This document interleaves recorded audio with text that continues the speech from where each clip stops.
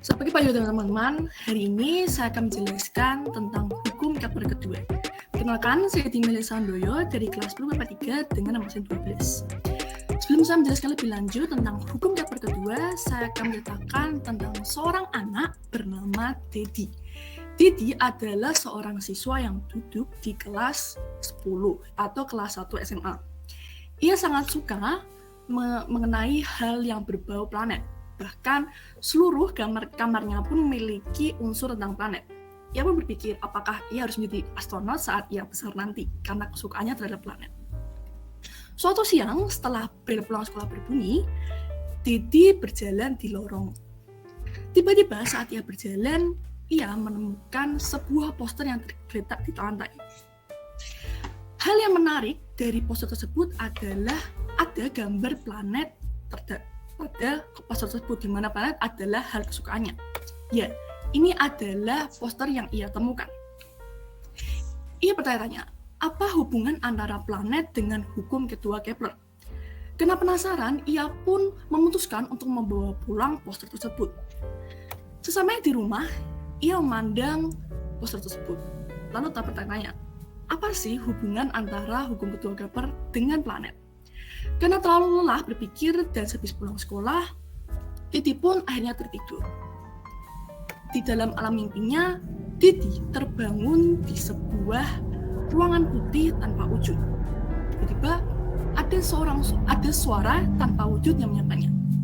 Halo Dedi, apakah itu adalah sebuah poster yang berada di tanganmu? Dedi pun bingung. Terdapat suara tetapi tidak ada wujudnya. Namun Dedi pun tak menjawab. Ya, aku bingung tentang apa itu hukum kedua Kepler, yaitu poster ini. Aku juga bingung apa hubungannya antara planet dengan hukum kedua Kepler. Suara tanpa wujud itu pun berkata, kau ternyata penasaran dengan hukum kedua Kepler. Aku bisa menjelaskanmu jika kau mau. Dedi pun akhirnya mengiyakan penawaran dari suara tanpa wujud itu. Baik Dedi, aku akan menjelaskan tentang apa itu hukum kedua Kepler. Namun sebelum aku menjelaskan lebih lanjut tentang apa itu hukum kedua Kepler, aku akan menjelaskan terlebih dahulu tentang asal-usul dari hukum Kepler sendiri. Hukum Kepler memiliki 3 macam, yaitu hukum pertama, hukum kedua, dan hukum ketiga. Hukum Kepler ditemukan oleh Johannes Kepler yang merupakan seorang matematikawan dan astronom asal Jerman.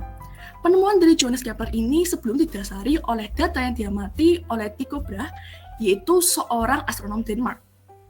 Sebelum adanya hukum Kepler, manusia sebelumnya menganut 2 paham, yaitu geosentris dan heliosentris.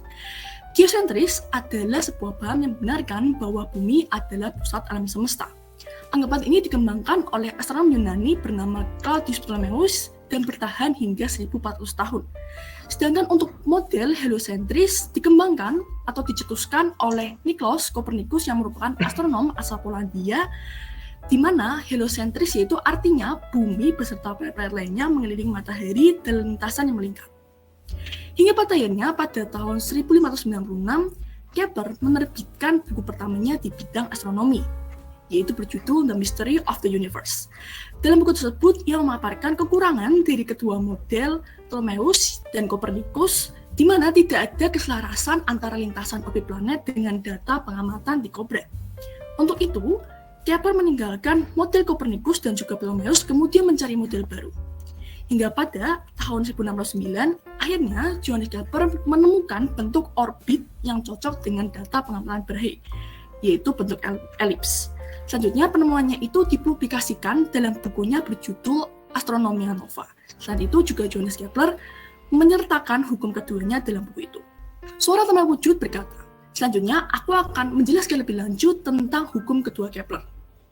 Hukum kedua Kepler menjelaskan tentang periode revolusi planet-planet yang memiliki matahari. Planet memiliki periode orbit yang lebih panjang ketika planet tersebut letaknya jauh dari matahari atau berada di titik aphelion. Sedangkan planet memiliki periode orbit yang lebih pendek ketika planet tersebut letaknya dekat dari matahari atau berada di titik perihelium.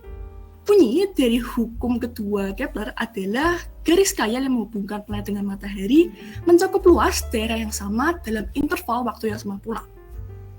Selanjutnya ini adalah gambar untuk menjelaskan lebih lanjut tentang hukum kedua Kepler. Pada gambar di atas merupakan contoh orbit planet terhadap matahari.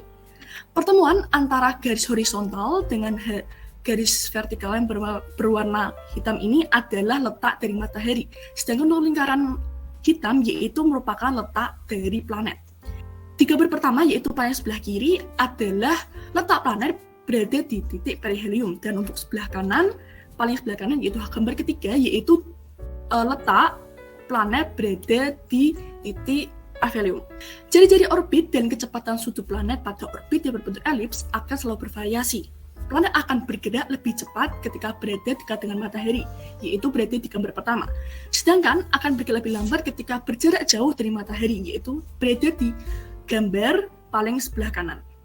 Hukum kedua Kepler juga menyatakan bahwa luasan area biru, yaitu yang berada di gambar, nilainya konstan dimanapun planet berada pada orbitnya diukur berdasarkan interval waktu yang sama pula.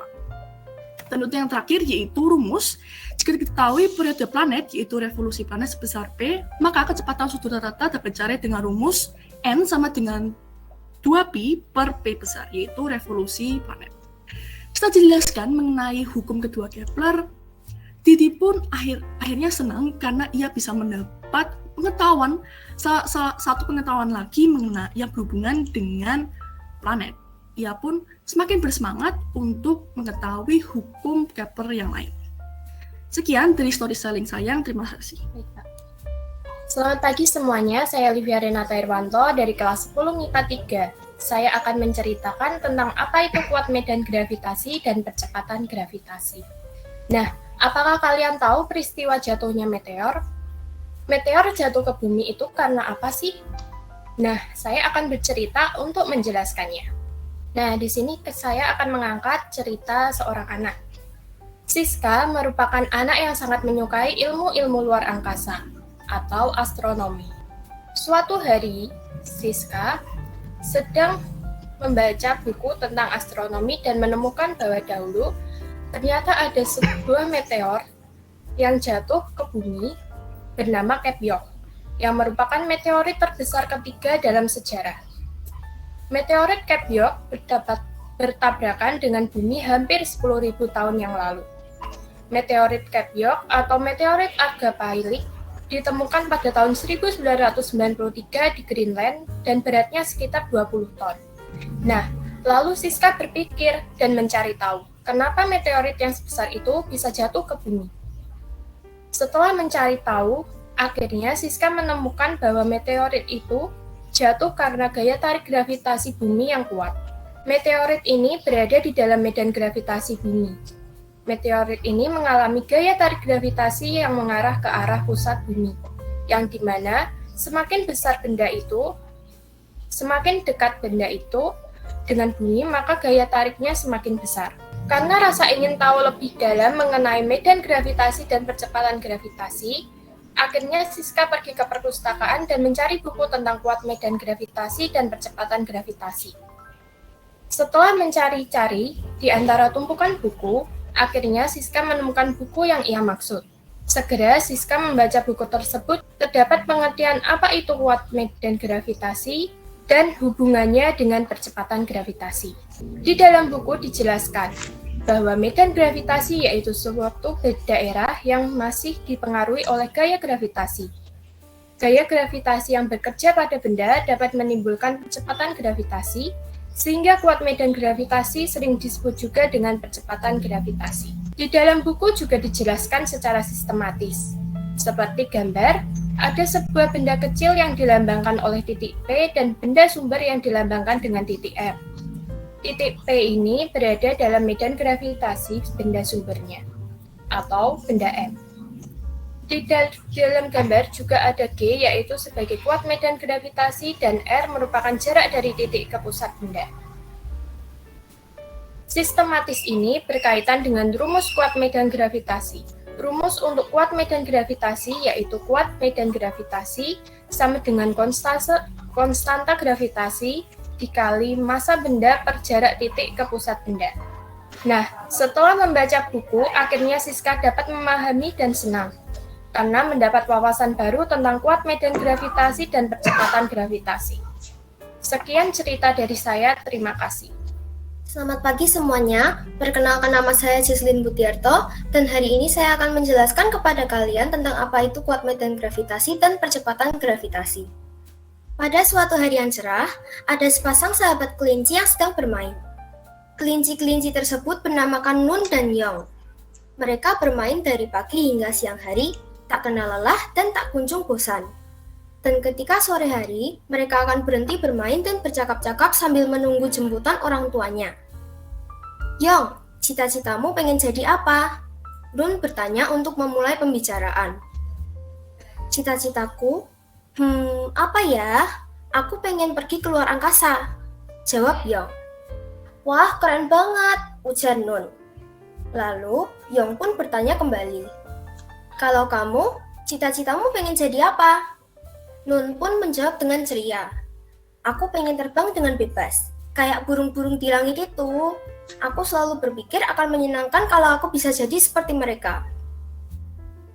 Aku sebenarnya tidak ingin mengatakan ini, tapi kamu tidak akan bisa terbang seperti burung-burung itu, jawab Yong sembari memasang raut wajah yang serius. Hah? Kenapa aku tidak bisa terbang? Padahal burung-burung itu bisa. Nun yang awalnya senang dengan cita-citanya menjadi sedih. Itu karena burung-burung itu punya sayap dan kamu tidak punya. Sehingga sekeras apapun kamu mencoba untuk terbang, kamu tidak akan bisa terbang. Tetapi, yang paling utama adalah kamu tidak akan bisa terbang karena adanya gaya gravitasi yang menarik kita ke bawah. Gravitasi? Apa itu, Yong? Tanya Nun dengan polosnya. Hah? Jangan bilang kamu tidak mendengarkan penjelasan guru selama ini. Aduh, pantesan aja kamu bisa bercita-cita seperti itu. Biar aku jelaskan ya, gaya gravitasi adalah gaya tarik yang ditimbulkan oleh bumi terhadap suatu benda. Oh, begitu ya. Aku sempat dengar loh kalau gaya gravitasi itu ada 10. Astaga, itu namanya percepatan gravitasi, Nun. Oh, jadi percepatan gravitasi itu ada 10 ya? Nun, kamu nggak tahu ya percepatan gravitasi itu apa? Percepatan gravitasi adalah percepatan yang diakibatkan oleh gaya tarik bumi, yang mana besarnya adalah 10 meter per second kuadrat. Oh, kayaknya kamu masih belum paham ya? Iya sih. Aduh, ya udahlah Nun. Apa kamu mau aku jelaskan lebih lanjut? Ya, mau. Oke, tapi kamu harus perhatikan baik-baik ya. Iya, Bu. Aduh, mulai dari mana ya enaknya? Oke, jadi setelah kamu mulai mengenal gaya gravitasi dan percepatan gravitasi, aku akan mengajarkan kamu tentang apa itu medan gravitasi dan kuatnya. Medan gravitasi adalah daerah di sekitar benda tertentu yang masih dipengaruhi oleh gaya gravitasi. Medan gravitasi ini ada di sekitar bumi yang mendorong gravitasi ke bawah sehingga kita semua dan juga benda-benda yang kita miliki tidak melayang. Kalau kuat medan gravitasi itu besarnya gaya gravitasi tiap satuan massa benda yang mengalami gaya gravitasi. Semakin besar percepatan gravitasi, semakin besar pula kuat medan gravitasinya. Kamu mudeng nggak? Aku mudeng kok. Jadi, karena percepatan gravitasinya besar, kuat medannya besar juga, ya kan? Bener banget, untung aku nggak sia-sia ngajarin kamu. Iya dong, kamu tuh keren banget ya. Kok kamu bisa tahu sih hal-hal seperti itu?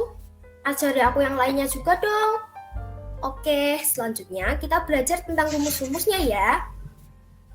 Rumus dari kuat medan gravitasi itu G kecil sama dengan G besar dikali M dibagi R kuadrat, di mana G kecil adalah kuat medan gravitasi dan G besar adalah konstanta gravitasi. M adalah massa dan R adalah jarak titik ke massa. Kita juga bisa mencari percepatan dengan rumus F sama dengan M dikali A, di mana F adalah percepatan gaya dalam Newton dan M adalah massa, dan A itu adalah percepatan itu sendiri. Kalau gitu, ada contoh-contoh penerapannya nggak ya? Ada dong. Untuk contoh di dalam kehidupan sehari-hari, gaya gravitasi bekerja pada saat kita jatuh, menjatuhkan diri, saat melemparkan bola ke atas, dan saat olahraga terjun payung. Ada juga gaya gravitasi yang bekerja pada saat matahari berputar di porosnya. Wah, setelah dipelajari, ternyata gaya gravitasi itu gampang dipelajari ya. Iya dong, makanya mulai sekarang ini, kamu harus mulai mendengarkan guru supaya kamu tidak melewatkan hal-hal menarik seperti ini. Baiklah kalau begitu, aku akan mengganti cita-citaku. Oh ya, kira-kira apa cita-cita kamu sekarang? Aku akan pergi ke luar angkasa bersamamu. Baguslah kalau begitu. Hari berakhir dengan bahagia dan Nun telah menemukan cita-cita baru. Kira-kira apakah Nun dan Yong bisa mencapai cita-cita mereka? Kita tunggu ya. Sekian dari saya, terima kasih.